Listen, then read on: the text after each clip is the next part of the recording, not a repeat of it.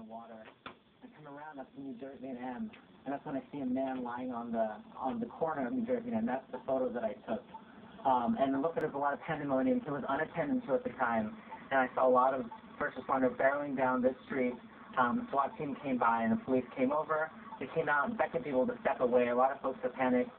And that's when, I couldn't assess exactly what the man's injuries were. I don't know, and that's when our office tweeted the photo. We said we don't really know exactly. They couldn't confirm, but it looked like he had been injured in somewhere, caught up in the pandemonium and collapsed, or maybe had a heart attack. I don't know. So tonight, more than 12 hours later, you don't know who he is. Right. Don't know what his injuries were. Exactly. We take it with your cell phone? I'm taking it for myself, and as I drove right past on the way up to work on New Jersey Avenue.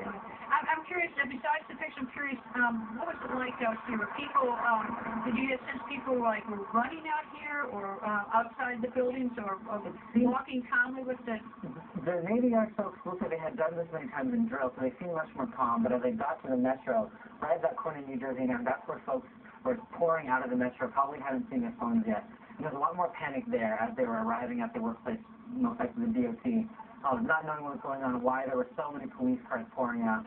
And at that time, they hadn't even put the caution tape yet on New Jersey and M. Well, when I got here about an hour later, the helicopters were going all over. I was madly searching for someone, right. but the police had closed off the area, right. And we actually had to, sort of maneuver around the police tape to get anyplace. But by that time, the skies were just filled with, helicopters searching everything. Right, right.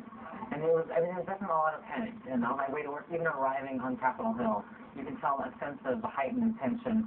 The Capitol Police were more stringent about their search of my car. They had their rifles drawn. And it was definitely a different feeling for a lot of staffers who had never been through something like this before. And just want to go through it again. Hopefully not, but... Don, thank you very much. Thanks so much for having me.